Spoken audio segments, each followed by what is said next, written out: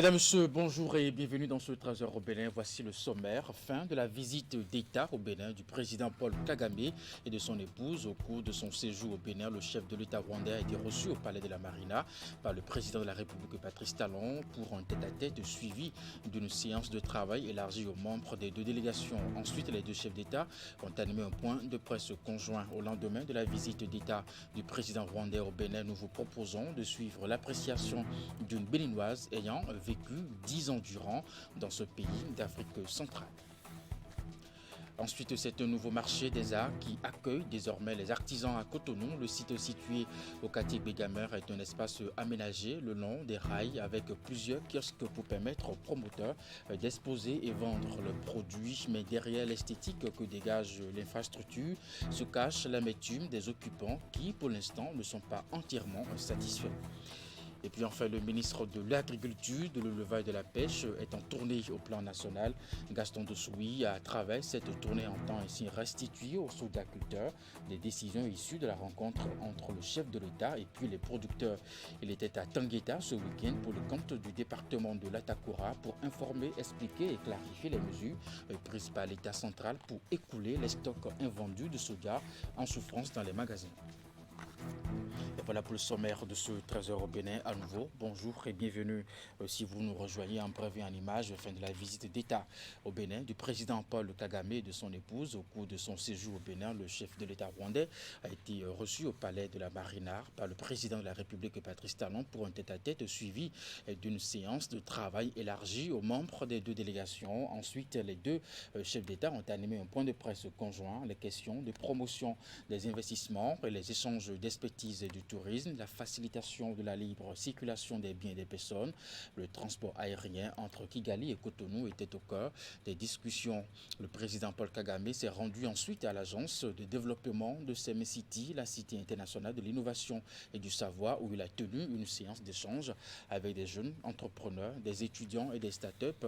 À cette occasion, l'agence a eu le privilège de lancer une plateforme d'échange et de partage d'expériences destinée à mettre en valeur les jeunes talents africains. Pour finir, le couple présidentiel rwandais a bouclé son séjour au Bénin par des visites guidées de la place de l'Amazone et du monument aux dévoués érigé dans le jardin de Mathieu. Et puis ensuite, au lendemain de la visite d'État du président rwandais au Bénin, nous vous proposons de suivre l'appréciation d'une Béninoise ayant vécu 10 ans durant dans ce pays d'Afrique centrale. Sandra Edossou a exprimé toute son admiration pour cette coopération sud-sud entre le Bénin et le Rwanda. C'est un pays inspirant dont le Bénin peut assez gagner et vice-versa. Elle a d'ailleurs tiré son engagement pour des villes propres et sans déchets. Suivons un bout de ses propos recueillis par William Cliquant, Elvis Tourcoing. D'abord, en tant qu'Africaine, je trouve que c'est quelque chose de bien quand les Africains se visitent. C'est important que les Africains se connaissent, sachent les réalités de chaque pays, parce que dans chaque pays, il y a des choses qu'on peut tirer, il y a des expériences. Enfin, c'est important qu'il y ait cette coopération sud-sud. J'étais au Rwanda il y a 6 ans quand le président Talon avait visité le Rwanda, et c'était une très belle chose. Et je pense que c'est tout à fait normal que cette fois-ci, que ce soit le président Kagame qui vienne ici. Les Béninois ne vont pas forcément là-bas et les Rwandais ne viennent pas forcément ici. Mais pour quelle raison? Parce que les gens ne se connaissent pas, les gens ne voient pas les opportunités qu'il y a. Donc je pense que pour des peuples qui ne se connaissent pas vraiment, ici on dirait oui, le Rwanda c'est le génocide, c'est tout ce qu'on connaît du Rwanda. Mais le Rwanda c'est beaucoup plus que le génocide. Qu'est-ce qui a été fait? Sur quelle base ils ont développé leur pays? Donc il y a quand même des choses à apprendre. Et pour les Rwandais aussi de savoir qu'au Bénin, nous avons toutes ces réformes qui se mettent en place, qu'il y a des opportunités d'affaires ici. Je pense que c'est bien. Et d'ailleurs, je trouve que cette visite va permettre aux Rwandais de s'ouvrir un peu sur le Bénin et vice-versa. Moi, quand je travaillais là-bas, il y avait beaucoup de Béninois qui travaillaient aussi dans des institutions, dans des entreprises et tout. Ici, au Bénin, par contre, je ne vois pas beaucoup de Rwandais ici. Et pourtant, il y a des opportunités. Évidemment, les pays ne sont pas les mêmes. On ne peut pas recopier. On ne peut pas dire qu'on veut que le Bénin soit comme le Rwanda et on ne veut pas non plus dire que le Rwanda va copier tout à fait. Chaque pays a son histoire. Chaque pays a sa façon de fonctionner. Donc, il n'est pas du tout question de dire on veut recopier ce qui se passe d'un pays à un autre, mais plutôt c'est tirer des leçons, regarder les choses positives qu'on peut adapter. Moi, une des choses qui m'a toujours marqué au Rwanda, c'était la propreté. Et d'ailleurs, quand je suis rentrée du Bénin et que je suis venue ici, quand je suis rentrée du Rwanda, j'ai lancé Sachet Réloué parce que je rêvais d'avoir une ville propre comme Kigali. Et donc, aujourd'hui, tout ce que je fais par rapport à Sachet Réloué, c'est par rapport à ce modèle de propreté. Et donc, il y a quand même beaucoup de choses qu'on peut tirer d'un pays à un autre. Et quand je vais ici et que je suis à Kigali, pareil, il y a beaucoup de choses qui intéressent les Rwandais. Notre éducation, notre système d'éducation, le commerce, le tourisme, il y a quand même des choses qui se font ici qui intéressent aussi les Rwandais. Je vous l'annonçais en titre, c'est un nouveau marché des arts qui accueille désormais les artisans à Cotonou. Le site situé au quartier Bégamer est un espace aménagé le long des rails avec plusieurs kiosques pour permettre aux promoteurs d'exposer et vendre leurs produits. Mais derrière l'esthétique que dégage l'infrastructure se cache l'amertume des occupants qui pour l'instant ne sont pas entièrement satisfaits. Voici le reportage. Le voici, le nouveau marché des arts de Cotonou. C'est ici que le gouvernement reloge les artisans du Centre de promotion de l'artisanat, CPA. Il y a quelques jours, le site est ouvert, comme l'indique cette affiche. Mais pour l'instant, très peu de kiosques sont occupés. Avant que la clientèle puisse se manifester, il va falloir que nous qui sommes au Centre de promotion de l'artisanat, que la structure chargée de nous ramener ici ramène tout le monde. Parce que jusqu'à ce jour, à ma connaissance, les touristes ne sont pas informés de la présence du marché des arts qui est ouvert ici. Bon, si présentement, les quelques personnes, les quelques artisans qui sont ici, on ne voit pas encore assez de touristes, c'est parce que le CPA continue toujours de régner. Et suivant le principe des marchés, lorsque l'ancien marché ne s'éteint pas définitivement, le nouveau ne pourra jamais s'allumer. Le nouveau marché des arts de Cotonou, c'est 226 kiosques érigés à Bégamer le long des rails. L'infrastructure est dressée sur environ 750 mètres avec des commodités adéquates, un parking, des toilettes et des bancs publics pour offrir une meilleure condition aux occupants et à leur clientèle. Mais cela ne semble pas combler l'attente des artisans. De loin même, une vue de façade, tout le monde a tendance à voir que tout est bien, que c'est bien joli, c'est beau. Sauf quelques raretés à l'intérieur, sinon tout c'est pas mal, c'est quand même bien. D'un point de vue général, c'est une bonne infrastructure. Mais à voir particulièrement, à voir d'où nous avons quitté, il manque beaucoup de choses. Là, la chaleur nous tue. En drift, c'est comme un cachot quoi, à l'intérieur. La verdure n'y est pas du tout. Et si on se comparait au centre de promotion de l'artisanat, là où on était, il y avait des arbres. C'est transitoire. On nous a dit on va rester ici pour 2 à 3 ans. Le temps qu'on réaménage, qu'on reconstruit totalement le CPA. Et on va réatterrir là-bas à nouveau. Donc le gouvernement aussi n'a pas tellement grand intérêt à faire un investissement lourd ici. Si la persistance des activités au niveau de l'ancien marché du centre de promotion de l'artisanat représente le blocus pour l'éclosion du nouveau, les artisans posent encore d'autres problèmes qui ne facilitent pas la vente. Ils avaient prévu normalement faire 7 ouvertures à chaque 100 mètres. Mais quand ils ont fini le projet, notre grande surprise, c'est qu'on a fait 3 ouvertures ou bien 4 ouvertures. Ça continue une grosse difficulté. Il y a des clients qui passent, ils ont parfois envie de descendre, mais lorsqu'ils ne se pointent pas déjà à une ouverture, ils ont des difficultés et ils sont obligés de partir. Malgré les attentes des artisans, le nouveau marché des arts de Cotonou reste un chef-d'œuvre. Et ce ne sont pas les usagers qui en diront le contraire. Et c'est un reportage de Ali Bomouni, le ministre de l'Agriculture, de l'Élevage et de la Pêche, poursuit sa tournée au plan national. Gaston Dossoui a bien entendu, à travers cette tournée, entend ainsi restituer aux sojaculteurs des décisions issues de la rencontre entre le chef de l'État et puis les producteurs. Il était à Tanguita ce week-end pour le compte du département de la Takora pour informer, expliquer et clarifier les mesures prises par l'État central pour écouler les stocks invendus de soja en souffrance dans les magasins. Cette démarche du gouvernement actuel rime avec ses ambitions de faire du Bénin une puissance agricole. Dans la sous-région Alassane Arounan, Abdou Sabi Tressou pour le compte rendu. C'est une rencontre d'information et de clarification du ministre de l'Agriculture sur les nouvelles dispositions prises par l'État central pour permettre aux différents acteurs de la filière soja de jouir de leur labeur tout en augmentant les devises du pays.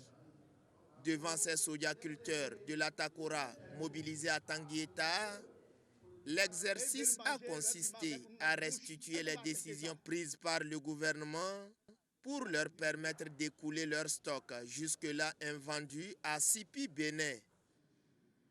Nous avons demandé à Sipi, qui a accepté de racheter tout ce qu'il y a comme stock de soja disponible, d'ouvrir un magasin ici à Tanguieta.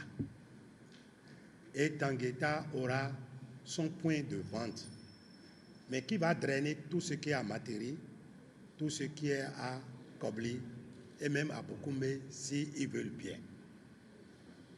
Mais si des gens discutent avec Sipi et ils ont des camions pour charger 20 tonnes, 30 tonnes, 50 tonnes pour aller à un autre milieu, ils discutent, surtout si c'est pour aller même à Klodjibé, vous allez vous entendre sur le transport.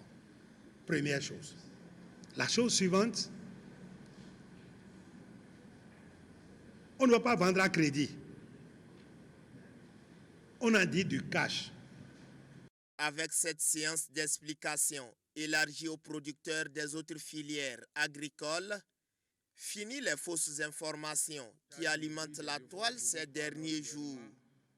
Au cours de ces échanges interactifs et participatifs, salués par l'ensemble des acteurs, les préoccupations, questions et doléances n'ont pas manqué.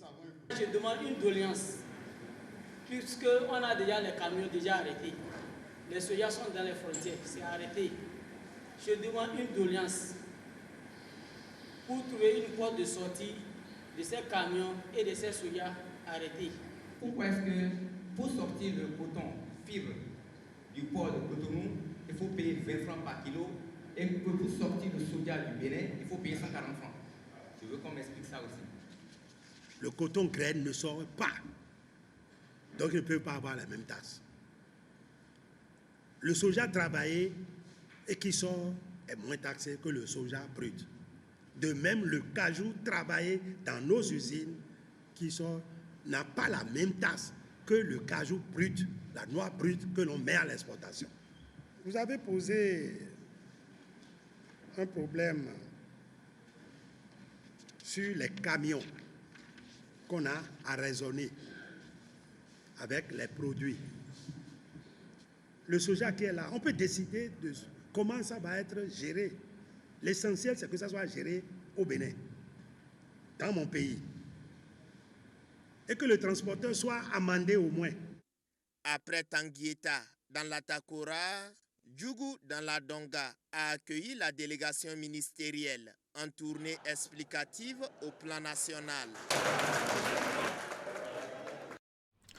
Religion à présent, les fidèles musulmans de Djougou à la quête des mérites de la dernière décade de Ramadan. C'est à travers les prières nocturnes qu'ils se sont lancés depuis mercredi passé dans la recherche de la nuit de la destinée. Une nuit au cours de laquelle, selon les explications de Cheikh Sadissou Tamimou Touré, que le Coran fut révélé au prophète Mahomet par l'ange Gabriel. Parmi les mosquées qui accueillent de nombreux musulmans figure en pole position celle de Alpha Daoudou au quartier Madina à Djougou. Alassane Arounan, Abdou Sabi Dressou ayant fait un tour.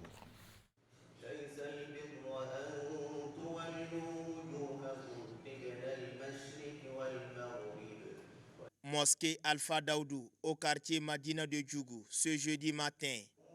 Alors qu'il sonnait 1h du matin, des fidèles musulmans prennent d'assaut ce lieu de culte pour un seul objectif: la recherche de la nuit de la destinée, encore appelée Laylatul Qadr. Une nuit très importante pour les musulmans et qui survient au cours de la 3e et dernière décade du mois de Ramadan. Ces derniers jours-là, il y a beaucoup de gens qui prient. Nous sommes ici, c'est pour prier Dieu, prier pour la famille, pour le quartier, pour la ville aussi. Et sans oublier nos défunts, qu'Allah les accorde le paradis. Il y a beaucoup de bénédictions, parce que c'est les derniers jours du mois. Et nous sommes ici pour les 10 derniers jours.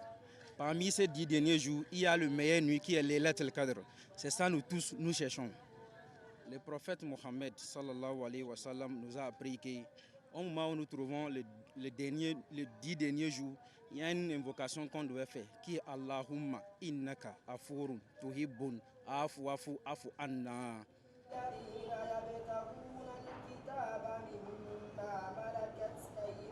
Moment de haute spiritualité et d'intense prière, Laylat al-Qadr vient rappeler aux fidèles musulmans la nuit au cours de laquelle le Coran fut révélé au prophète Mahomet par l'ange Gabriel. Allah a promis à notre bien-aimé le prophète de l'islam que dans la dernière décade de l'islam, il a accordé la nuit de la destinée, yani Laylat al-Qadr. Et à travers le chapitre Al-Qadr, Inna anzalna fi Laylat al-Qadr, wa ma adraka ma Laylat al-Qadr, Laylat al-Qadr khayrun min alfi shahr, تنزل الملائكة والروح فيها بإذن ربهم من كل أمر سلام هي حتى مطلع. Donc dans la dernière décade là, et si nous nous référons au chapitre que nous avons précité, les exégètes musulmans ont démontré à travers Ibn Abbas et autres que la nuit du destiné se situe au niveau de la 27e nuit. Mais Allah Azawajalla est insondable. Il peut le ramener à tout moment. C'est pour cela qu'à travers les explications de notre bien-aimé le prophète, il est recommandé de prendre la dernière nuit là pour faire l'adoration intense, faire la prière surrogatoire nocturne, zikrer, demander pardon à Dieu, demander pardon à nos défunts, si possible faire des aumônes. La demande du pardon, astaghfirullah, on doit se consacrer à ça. Selon les prescriptions du Saint-Coran, la nuit de la destinée survient dans un jour impair au cours de la dernière décade du mois de Ramadan. C'est une nuit au mérite inquantifiable au dire de l'islamologue qui recommande également à chaque fidèle de s'appliquer à sa recherche au cours des 10 derniers jours pour avoir les bénédictions d'Allah. Celui qui a eu la chance d'avoir la nuit de la destinée là, c'est comme s'il a adoré Dieu pendant 83 ans, 6 mois. Une adoration au cours de laquelle il n'a commis aucun acte qui va l'éloigner de Dieu. Donc c'est ça l'avantage de la nuit du destiné. Ça fait 83 ans, 6 mois environ. Voilà pourquoi le mois de jeûne, Dieu nous dit dans l'un des hadiths qudsi que le jeûne c'est pour moi. Moi c'est la récompense. Personne ne peut vous dire avec exactitude, avec certitude ou de façon quantitative quelle est la récompense du mois de jeûne. Non. La nuit du destin est un moment de recueillement, d'invocation, d'adoration, de supplication et de lecture méditée du Coran et Hadith. Elle raffermit la foi des jeûneurs et les rapproche davantage d'Allah.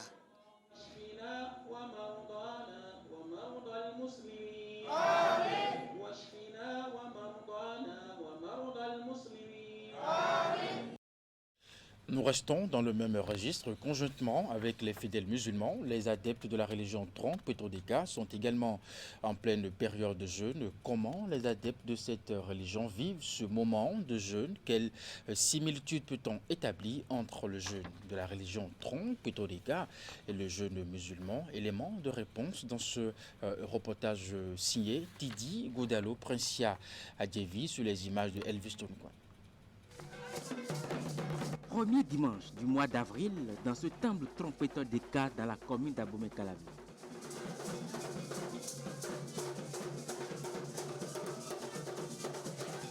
Les fidèles se sont mobilisés pour vénérer l'esprit de leur divinité. C'est une messe particulière à laquelle ces adeptes prennent part en pleine période conjointe de jeûne avec les musulmans. La période de carême dans la communauté Tron en général n'est pas tellement différente du carême du mois du Ramadan musulman. Non, c'est juste que nous pratiquons le carême dans le vaudou, eux ils pratiquent le carême dans l'islam. Ouais, c'est les mêmes prescriptions, c'est les mêmes recommandations et c'est les mêmes bénédictions que nous recevons. Ces fidèles trompeteurs des cas pratiquent le jeûne à leur guise, tout en respectant les prescriptions établies. C'est un moment de prière pour nous. Ça nous permet de se rassembler les soirs, de prier ensemble, de manger ensemble. Déjà à 6 heures, il faut être au temple, prier, après manger. C'est tout, après aller prier au temple encore. À 17h30, 18h, on est déjà ensemble, on prie. Et à 19h, on mange un fruit et après, c'est fini. Quand je mange le matin, puis 5h comme ça, là, dans la journée, je ne mange pas, jusqu'au soir. Mais le soir, pour manger, je peux prendre, avant de manger, je peux prendre de l'orange. Avant de manger, les fruits, quoi. Si je prends de l'orange, après ça, je peux manger de la nourriture. Le jeûne dans la communauté Tron n'est donc pas si différent de celui des fidèles musulmans. Selon l'histoire, l'esprit Tron émane de la religion musulmane. Notre esprit adorateur Tron est un esprit musulman en partie. Parce que l'empereur mondial qui nous a fait connaître cette divinité, il est au Ghana. Donc c'est lui qui nous a fait connaître cette divinité et c'est un musulman. C'est pour vous dire par là que nous nous abstenons, d'accord, à nous priver de nos désirs de manger, désirs de boire, désirs publics et autres, dans ces périodes pour demander pardon aux esprits, notamment à la divinité Tron, de nous pardonner parce qu'une année, ça fait 12 mois. Et dans les 12 mois, nous prenons seulement un seul mois pour demander pardon. C'est vrai, c'est peu, mais vu que c'est une prescription, on n'a pas le choix. En attendant de toucher du doigt les grâces qui découlent de ce jeûne, les prescriptions divines continuent d'être respectées chez les adeptes de trompeteurs de cas et fidèles musulmans. Et pour finir, parlons de l'organisation à Cotonou en septembre prochain des 50e mondiaux de pétanque.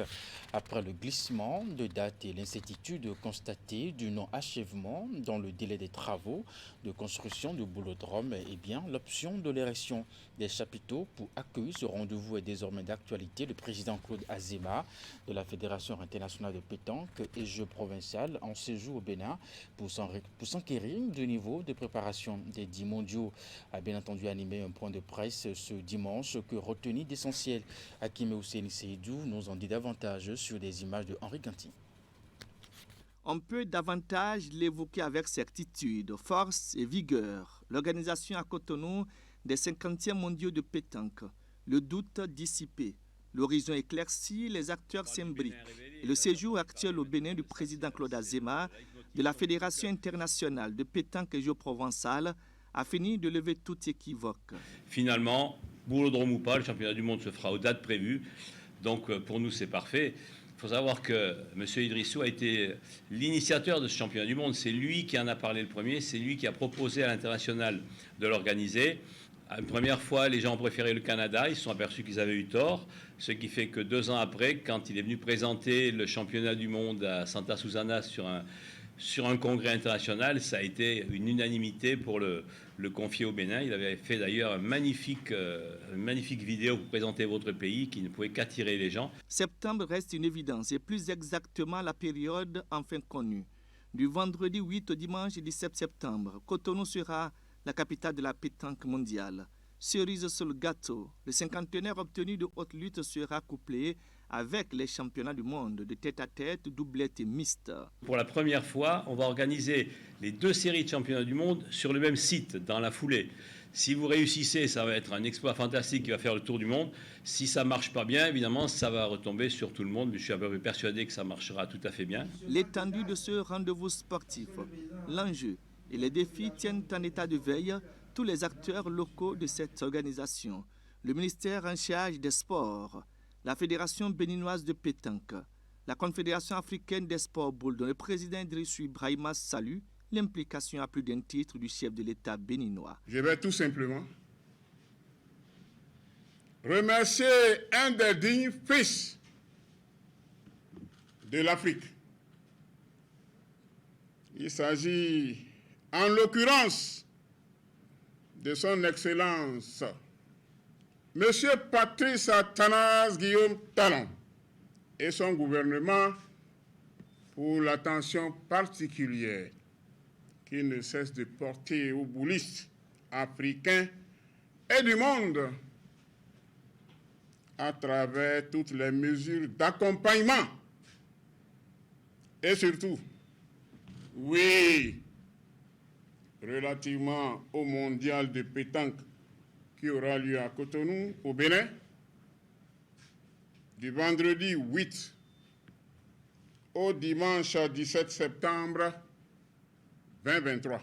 La construction des chapiteaux pour accueillir les 10 mondiaux, pour rappel, n'émousse guère le projet de réalisation du boulodrome de normes internationales. Mesdames et messieurs, c'est la fin de ce 13h au Bénin. Merci de l'avoir suivi, de votre fidélité également. Restez avec nous pour la suite des programmes. À 16h, votre bulletin d'information, 19h30, la grande édition de la soirée. Jusque-là, portez-vous bien et à très bientôt.